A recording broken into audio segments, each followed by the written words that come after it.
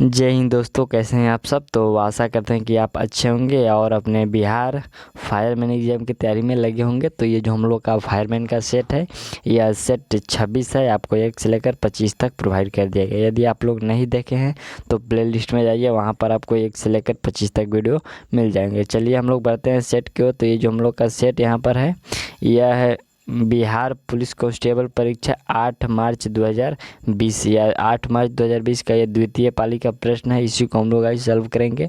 यदि आपको इसका पीडीएफ चाहिए तो वीडियो को डिस्क्रिप्शन में टेलीग्राम का लिंक दिया गया है, वहाँ से आप लोग टेलीग्राम ज्वाइन करके पीडीएफ आसानी से प्राप्त कर सकते हैं। चलिए हम लोग बढ़ते हैं सेट की ओर। तो यहाँ पर देखिए, सेट का पहला प्रश्न ये रहा। प्रश्न है कि भारत का सबसे अधिक लीची का उत्पादक राज्य। तो भारत का सबसे अधिक लीची का उत्पादक राज्य बिहार हो जाएगा। ठीक, राइट आंसर ये हो जाएगा।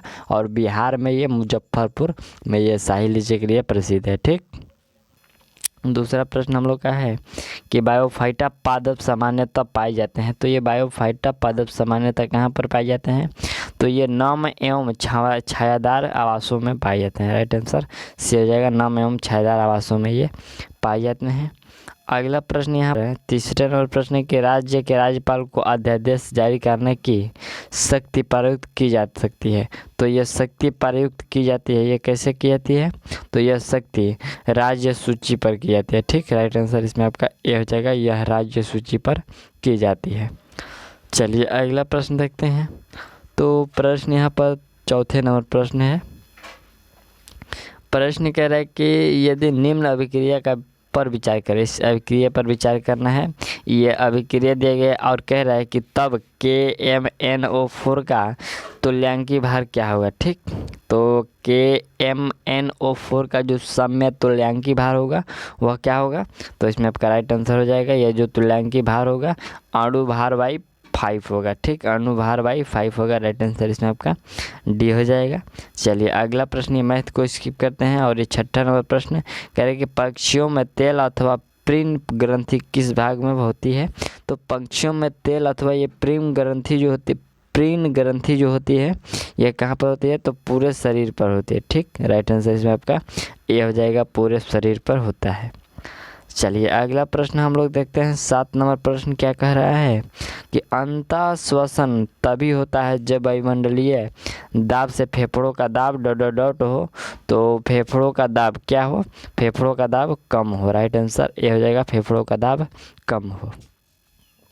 चलिए नेक्स्ट प्रश्न देखते हैं। तो प्रश्न है कि निम्नलिखित में से दक्षिण भारत की सबसे ऊंची चोटी कौन सी है?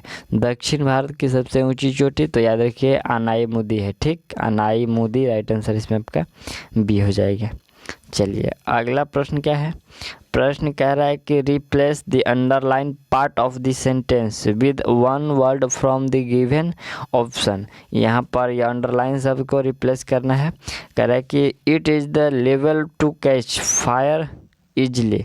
तो बिल्कुल यहाँ पर जो अंडरलाइन का रिप्लेसमेंट हो जाएगा, यहाँ पर इनफ्लेमेबल हो जाएगा। ठीक, राइट आंसर इसमें आपका सी हो जाएगा।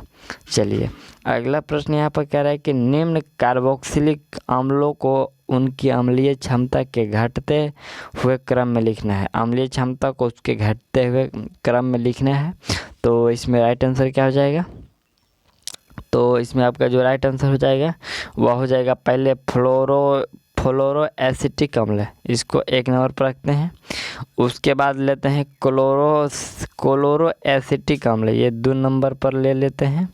और तीसरे नंबर पर लेते हैं एसिटिक अम्ल, ये तीसरे नंबर पर। और चौथे नंबर पर लेते हैं ब्यूटायरिक अम्ल। राइट आंसर इसमें चौथे नंबर पर है। तो इसका जो सही क्रम होगा वह ऑप्शन सी का सही क्रम होगा। ठीक, चलिए अगला प्रश्न क्या है।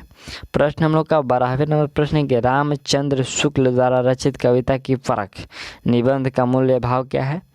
प्रश्न कह रहे कि रामचंद्र शुक्ल द्वारा एक कविता लिखा गया है जिस कविता का नाम है कविता की परख। और इस कविता की परख ये निबंध का मूल्य भाव पूछा गया कि मूल्य भाव क्या है? तो इसका मूल्य भाव है कविता का मूल्यांकन करना। राइट आंसर सी हो जाएगा, कविता का मूल्यांकन करना। चलिए अगला प्रश्न क्या है। प्रश्न की जैव पुष्टिकरण डॉट के लिए पादप तो ये जैव पुष्टिकरण उन्नत खाद्य व गुणवत्ता के लिए पादप प्रजनन है। राइट आंसर इसमें आपका सी हो जाएगा।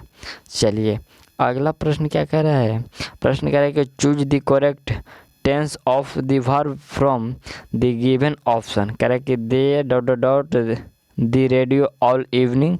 तो यहाँ पर जो राइट आंसर होगा वह क्या होगा, वह होगा were listening to the radio all evening. Right answer इसका बी हो जाएगा। ठीक, चलिए अगला प्रश्न 15 नंबर प्रश्न है कि बिहार में 2011 की जनगणना के अनुसार सर्वाधिक जनसंख्या घनत्व वाला जिला।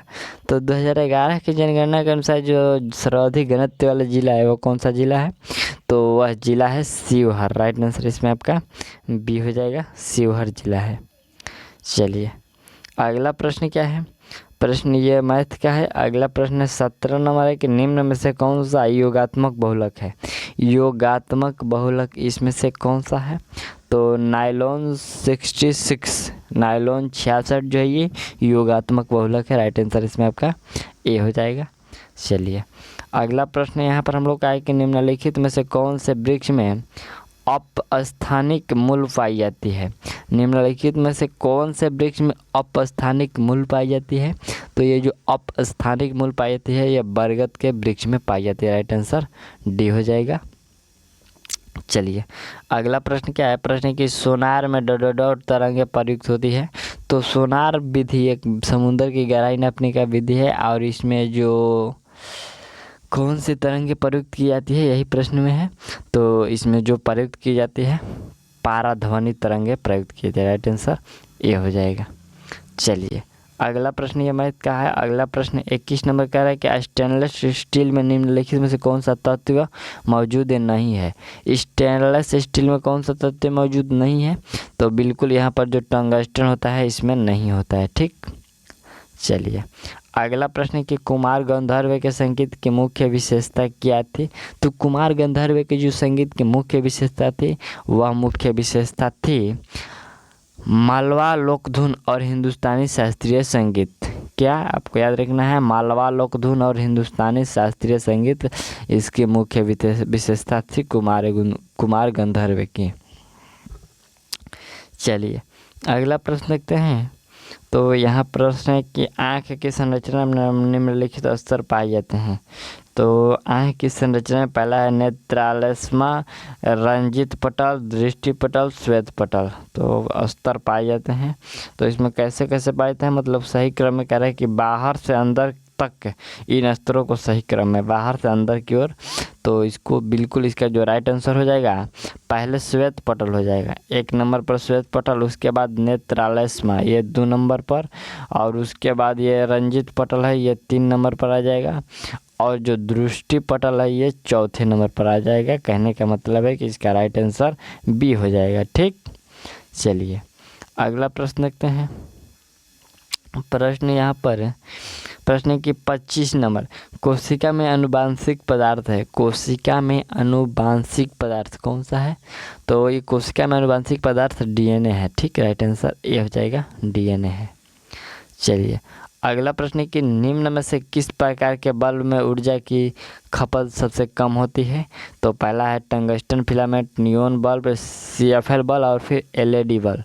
तो ये ऊर्जा का जो खपत है सबसे कम किस बल्ब में होगा, तो ये ऊर्जा का खपत सबसे जो कम होगा वह LED बल्ब में होगा। आंसर डी हो जाएगा। चलिए अगला प्रश्न क्या है, प्रश्न कह रहा है यहाँ पर आपका 27 नंबर प्रश्न कह रहा है कि select the correct transformation from indirect to direct. ठीक, इनडायरेक्ट स्पीच से डायरेक्ट स्पीच में कन्वर्ट करना है। कह रहा है कि he said that he had to work hard. तो इसका जो डायरेक्ट स्पीच में हम लोग कन्वर्ट करेंगे तो इसका जो राइट आंसर हो जाएगा she had I have to work hard. He said I have to work hard. Right answer इसका सी हो जाएगा। चलिए अगला प्रश्न क्या है, प्रश्न यहाँ पर देखिए। प्रश्न कह रहा है कि निम्नलिखित में से जम्मू एवं कश्मीर में खारे पानी का झील कौन सी है। निम्नलिखित में जम्मू और कश्मीर में खारे पानी का झील कौन से है? तो बिल्कुल इसका जो राइट आंसर हो जाएगा वह डल झील होगा। ठीक, राइट आंसर ये हो जाएगा डल झील। चलिए अगला प्रश्न क्या है? प्रश्न है कि भारत में वन्य जीव संरक्षण अधिनियम जिस वर्ष लागू किया गया हुआ है। तो ये जो भारत में वन्य जीव संरक्षण अधिनियम ये कब लागू किया गया था? तो बिल्कुल यह लागू किया गया था 1972 में। राइट आंसर आपको याद रखना है, ये 1972 में लागू किया गया था। चलिए अगला प्रश्न क्या है? प्रश्न यहाँ पर 30वें नंबर प्रश्न पहला रिक्त स्थान है और कह रहा है कि वह पादप है जिसमें बीज फलों के अंदर फलों के भीतर होते हैं बीज, तो वह कौन सा है? तो बिल्कुल इसका राइट आंसर हो जाएगा एंजियोस्पर्म। ठीक है, आपको याद रखना है कि ये जो एंजियोस्पर्म के ये क्या फल होते हैं, पादप होते हैं एंजियोस्पर्म, जिसमें ये बीज जो होता है फलों के भीतर होता है, ये एंजियोस्पर्म कहलाते हैं। राइट आंसर आपको याद रखना है, ये हो जाएगा। चलिए नेक्स्ट प्रश्न देखते हैं हम लोग। 31 प्रश्न क्या कह रहे हैं? प्रश्न कह रहा है कि किसको ग्लूकोज के साथ गर्म करने पर रजत दर्पण बनता है? तो किसको ग्लूकोज के साथ गर्म करने पर रजत दर्पण बनता है? तो ये टालेन अभिकर्मक को गर्म करने पर यह रजत दर्पण बनता है। राइट आंसर आपको डी हो जाएगा। चलिए अगला प्रश्न क्या है? प्रश्न यहाँ पर देखिए, प्रश्न कह रहा है कि transform the following sentence into interrogative sentence from the option that follow. Option को फॉलो करके यहाँ पर ये क्या कह रहा है? इंट्रोगेटिव सेंटेंस में बदलना है। तो ये कह रहा है कि देखिए nobody believe all liar, nobody believe all liar. तो इसका राइट आंसर क्या हो जाएगा? इसका राइट आंसर होगा कि do you believe a liar, do you believe a liar. Right answer ये क्या हो जाएगा? सी हो जाएगा। इंट्रोगेटिव सेंटेंस का मतलब होता है प्रश्नवाचक वाक्य। ठीक, चलिए अगला प्रश्न यहाँ पर है 33 नंबर प्रश्न की भार का एसआई मात्रक। भार का एसआई मात्रक क्या होता है? तो इसका एसआई मात्रक न्यूटन होता है। चलिए अगला प्रश्न यहाँ पर है 34 नंबर प्रश्न के राम तजु पे गुरु ना बिसाऊं, राम तजु पे गुरु ना बिसाऊं, गुरु के समय हरिकु ना निहाऊं। उपयुक्त पंक्ति में किसको महत्व दिया गया है? उपयुक्त पंक्ति जो लिखा गया है इसमें किसको महत्व दिया गया है?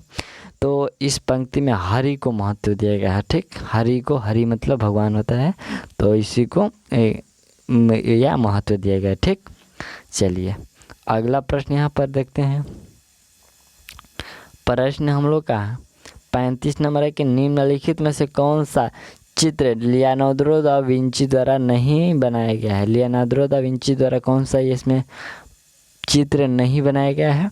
तो बिल्कुल इसका जो राइट आंसर हो जाएगा ये लास्ट जजमेंट। लास्ट जजमेंट जो है लियोनार्डो दा विंची के द्वारा नहीं बनाया गया है। चलिए अगला प्रश्न देखते हैं। तो अगला प्रश्न देखिए ये क्या कह रहे हैं? प्रश्न कह रहे हैं कि choose the correct translation of the following sentence. Mahatma Gandhi adopted the path of non violence. तो इसका जो हिंदी ट्रांसलेट होगा वह क्या होगा?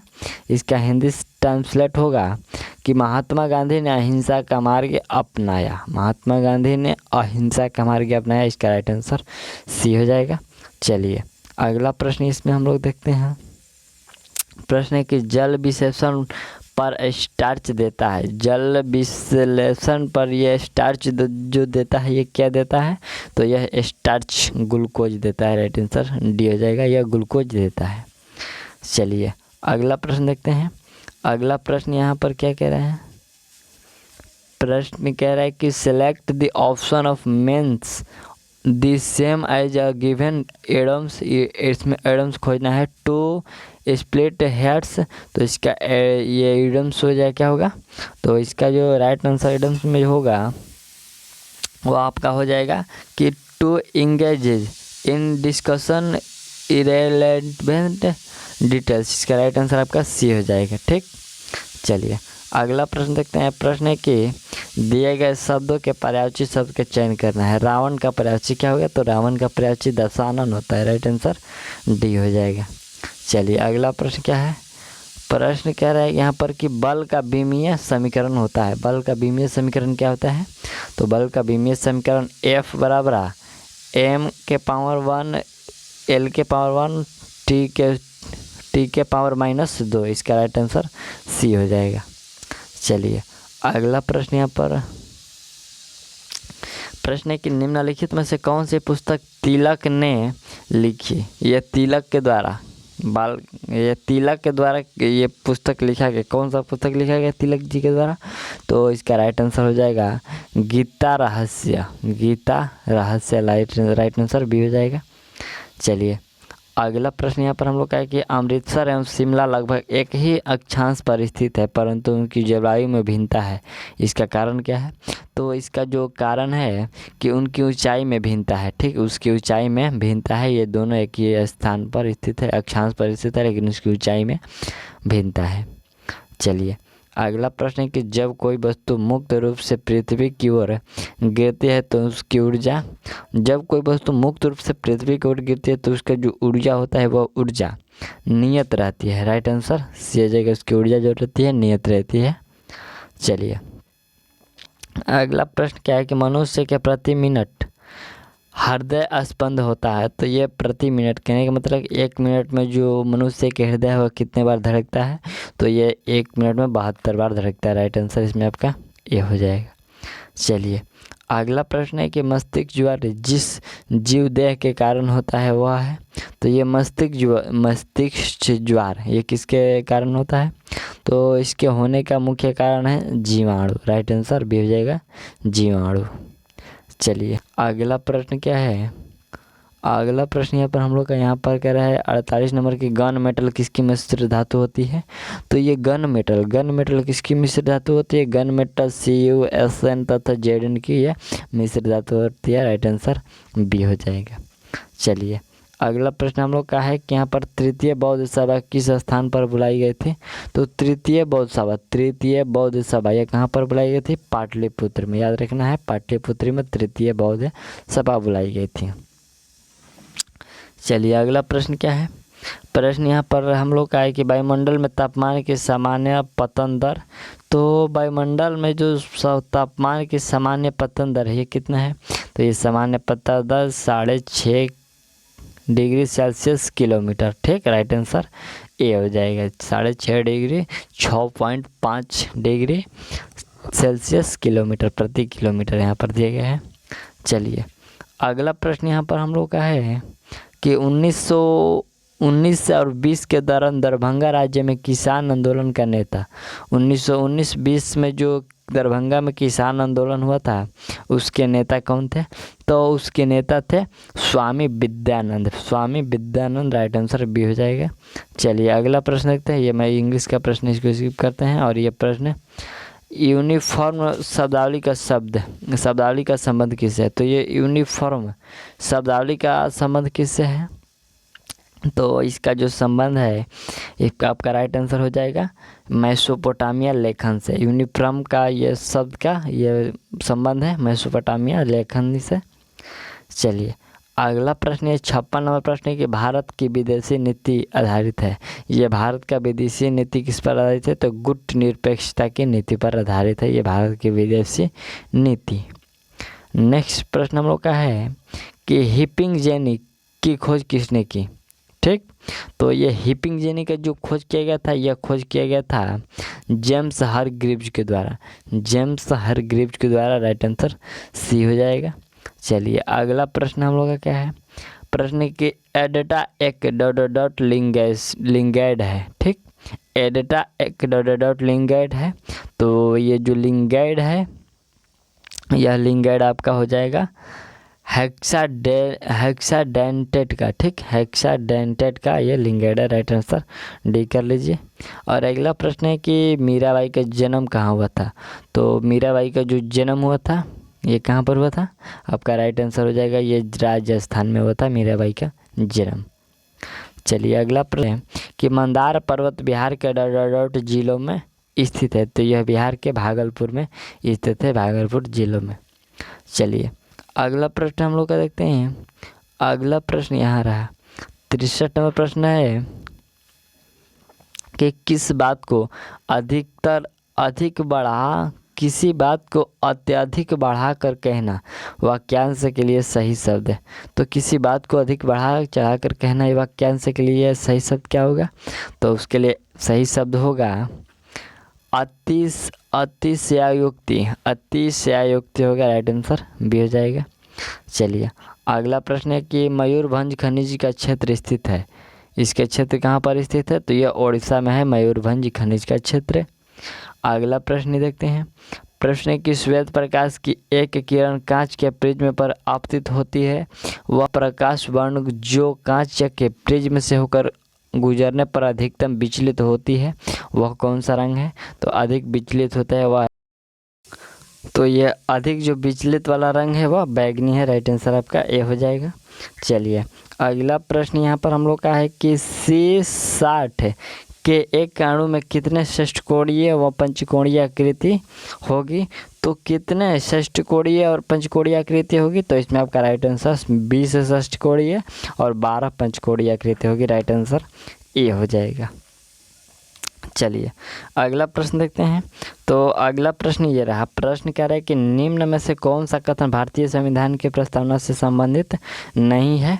तो इसमें जो प्रस्तावना से संबंधित यह नहीं है कि प्रस्तावना में अभी तक सिर्फ 2 बार ही संशोधन किया गया है। यह कथन बिल्कुल गलत है। यह अभी तक प्रस्तावना में बहुत बार संशोधन किया जा चुका है, राइट आंसर इसका डी हो जाएगा, ये गलत है। चलिए अगला प्रश्न क्या है? प्रश्न है कि हिंद महासागर में अमेरिकी नौसेना अड्डा स्थित है। तो हिंद महासागर में अमेरिकी नौसेना अड्डा स्थित है, ये कहाँ पर स्थित है? तो इसका जो राइट आंसर हो जाएगा वह डिएगो गार्सिया में, ठीक, डिएगो गार्सिया में स्थित है, राइट आंसर सी हो जाएगा। चलिए अगला प्रश्न क्या है? प्रश्न 17 नंबर प्रश्न करें कि choose the operative modal and fill in the blanks. यहाँ पर एक स्थान दिया गया, कह रहा है कि दी ट्रेन अराइव सो सुन। यहाँ पर राइट आंसर क्या होगा? तो यहाँ पर जो आपका राइट आंसर हो जाएगा वह होगा मे दी ट्रेन अराइव सो सुन, राइट आंसर इसका सी हो जाएगा। चलिए अगला प्रश्न क्या है कि मानव त्वचा का अध्ययन करने वाला विज्ञान कोई शाखा कहलाती है?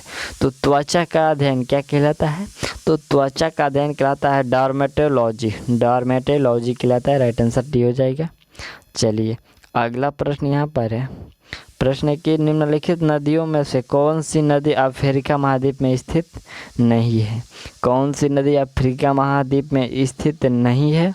तो इसका राइट आंसर क्या हो जाएगा? ये जो हडसन नदी है, हडसन नदी ये अफ्रीका महाद्वीप में स्थित नहीं है। चलिए अगला प्रश्न हम लोग का है कि रॉकेट किसके संरक्षण के सिद्धांत पर कार्य करता है? तो ये जो रॉकेट है किसके सिद्धांत संरक्षण पर क्या करता है? यह कार्य करता है रेखीय संवेग, रेखीय संवेग के संरक्षण पर यह कार्य करता है। आपका राइट आंसर सी कर लीजिए। और चलिए देखते हैं अगले प्रश्न की ओर। प्रश्न यहाँ पर हम लोग का है कि निम्न में से कौन सा एक रूपांतरित तना है? तो रूपांतरित तना कौन सा हो जाएगा? ये आलू जो है रूपांतरित तना है, राइट आंसर बी हो जाएगा। चलिए अगला प्रश्न हम लोग का है कि लोक लेखा समिति अपनी रिपोर्ट प्रस्तुत करती है। लोक लेखा समिति अपनी रिपोर्ट प्रस्तुत करती है, तो यह लोकसभा के स्पीकर को प्रस्तुत करती है, राइट आंसर बी हो जाएगा। चलिए अगला प्रश्न क्या है? यहाँ पर प्रश्न है कि चांद का मुंह टेढ़ा है कृति के लेखक। चांद का मुंह टेढ़ा है, इस कृति के लेखक कौन है? तो इस कृति के लेखक मुक्ति बोध है, राइट आंसर सी कर लीजिए, मुक्ति बोध है। चलिए अगला प्रश्न क्या है? प्रश्न की केंचुओं में कलेटम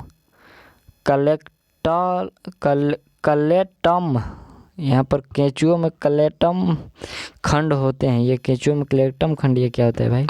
ये क्लेटम खंड होते हैं, तो ये 14, 15, 16, 17 होते हैं। आपका राइट आंसर ये क्लेटलम शब्द होते हैं, तो खंड होते हैं, तो ये 14, 15, 16 होते हैं।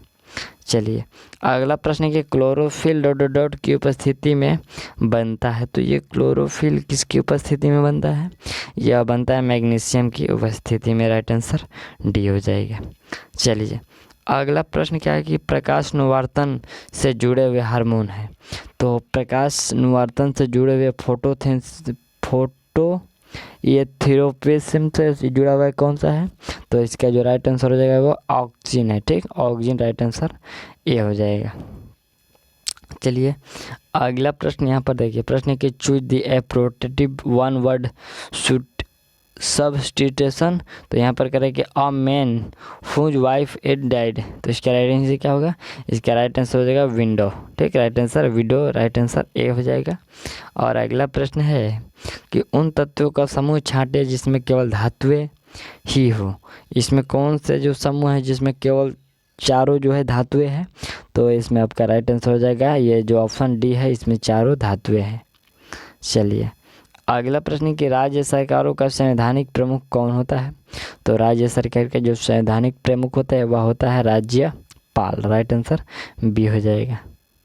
चलिए अगला प्रश्न क्या है? प्रश्न हम लोग का यहाँ पर है, प्रश्न है 87 नंबर कि मॉन्टेग्यू चेम्सफोर्ड की रिपोर्ट। मॉन्टेग्यू चेम्सफोर्ड की रिपोर्ट क्या है? तो इसका जो रिपोर्ट है यह हो जाएगा भारत सरकार अधिनियम 1919 का आधार बनी। राइट आंसर सी हो जाएगा। ये मॉन्टेग्यू चेम्सफोर्ड का जो रिपोर्ट है भारत सरकार अधिनियम 1919 का आधार बनी। करेक्ट आंसर सी हो जाएगा। चलिए अगला प्रश्न है क्षुद्रतम एगियोस्पर्म है। क्षुद्रतम एगियोस्पर्म कौन सा है? तो इसका राइट आंसर हो जाएगा वोल्फिया है। राइट आंसर बी हो जाएगा वोल्फिया। चलिए अगला प्रश्न हम लोग का यहाँ पर है 89 नंबर प्रश्न है कि पिछले कुछ वर्षों में अर्थव्यवस्था के किस क्षेत्र में बिहार में सबसे तेजी से विकास दर्ज किया गया है? तो किस क्षेत्र में विकास तेजी से दर्ज किया गया है? यह किया गया है विनिर्माण के क्षेत्र में। राइट आंसर आपका डी हो जाएगा। चलिए अगला प्रश्न है कि आनुवांशिकता का जनक तो ये ग्रेगर जॉन मेंडल होंगे। ग्रेगर मेंडल है। राइट आंसर ए हो जाएगा।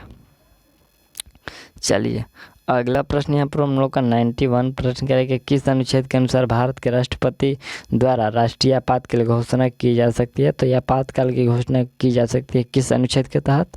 तो यह किया जा सकता है अनुच्छेद 352 के तहत। राइट आंसर ए हो जाएगा। चलिए अगला प्रश्न क्या है? प्रश्न कि भारत के संविधान में चुनाव प्रणाली का प्रावधान किन अनुच्छेदों में दिया गया है? तो किन अनुच्छेदों में दिया गया है? यह दिया गया अनुच्छेद 324 से 329 में दिया गया ये चुनाव प्रणाली का प्रावधान। चलिए अगला प्रश्न क्या है? प्रश्न है यहाँ पर select the antonym for given word. तो ये जीनोम का एंटोनोम क्या होगा? इसका एंटोनोमी होगा फ्लैश। ठीक है, राइट आंसर बी हो जाएगा फ्लैश। अगला प्रश्न क्या है? अगला प्रश्न ये रहा select the correctly spelled word. तो स्पेल्ड वर्ड क्या होगा? इसका स्पेल्ड वर्ड अल्टरेंट होगा। ठीक, अल्ट्रेशन हो जाएगा। राइट आंसर सी हो जाएगा। अगला प्रश्न यहाँ पर है 96 नंबर प्रश्न के पौधे जो नम युक्त मिट्टी में उगते हैं क्या कहलाते हैं? तो नम युक्त मिट्टी में उगने वाले पौधे कहलाते हैं हेलोफाइटा। राइट आंसर सी हो जाएगा। अगला प्रश्न है कि संवाहिनी पौधों में पानी किससे ऊपर जाता है? तो पौधों में पानी ऊपर जो जाता है यह जाता है जाइलम टिश्यू के कारण। राइट आंसर डी हो जाएगा। चलिए अगला प्रश्न यहाँ पर है कि आरएनए का मुख्य कार्य क्या होता है? तो इसका मुख्य कार्य प्रोटीन संश्लेषण होता है। राइट आंसर सी हो जाएगा। चलिए अगला प्रश्न यहाँ पर है 99 नंबर प्रश्न कि राज्यसभा में होते हैं। तो राज्यसभा में होते हैं क्या होते हैं? तो राज्यसभा में होते हैं आपका यहाँ पर देखिए, राज्यसभा में होते हैं 250 सदस्य जिसमें से 12 सदस्य भारत के राष्ट्रपति द्वारा मनोनीत किए जाते हैं। ठीक, राज्यसभा में 250 सदस्य होते हैं जिसमें से 12 सदस्य जो भारत के राष्ट्रपति द्वारा मनोनीत किए जाते हैं। राइट आंसर सी हो जाएगा। चलिए अगला प्रश्न यहाँ क्या कह रहा है 100 नंबर प्रश्न की राष्ट्रीय सुरक्षा समिति का प्रधान कौन होता है? राष्ट्रीय सुरक्षा समिति का प्रधान कौन होता है? तो इसका प्रधानमंत्री होते हैं, मुख्यमंत्री पीएम होते हैं, prime minister. Right answer D हो जाएगा। तो ये जो हम लोग का था सेट 26 था और सेट 27 आपको जल्दी प्रोवाइड कर दी जाएगी। तब तक के लिए थैंक्स, मिलते हैं अगले वीडियो में।